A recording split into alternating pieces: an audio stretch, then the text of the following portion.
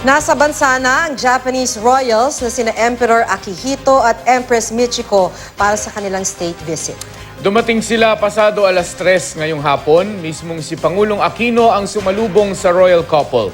Bumisita ang Emperor at Empress sa bansa noong 1962, pero ang titulong hawak nila noon ay Crown Prince at Princess pa lamang.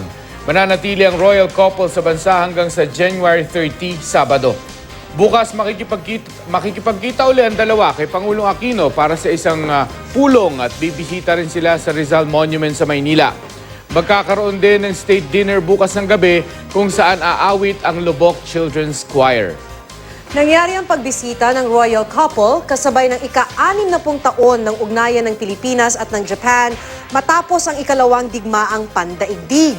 Nauna nang sinabi ni Japanese Prime Minister Shinzo Abe na umaasa ang Japan na ang pagbisita nila Emperor Akihito at Empress Michiko ay makakapagpatibay ng ugnayan ng dalawang bansa. Ayon sa ilang international expert, ang state visit na ito ay posibleng paraan umano ng Japan para ipakita ang suporta nito sa Pilipinas sa gitna ng issue ng mga pinag-aagawang teritoryo sa West Philippine Sea. Gagamitin naman daw ng ilang grupo ng women's rights ang pagbisita ng Japanese royalties para isulong ang mga hinaing ng comfort women. Isang Pilipinas sa mga kinubkob na bansa ng mga Hapon sa Southeast Asia noong ikalawang digmaang pandaigdig.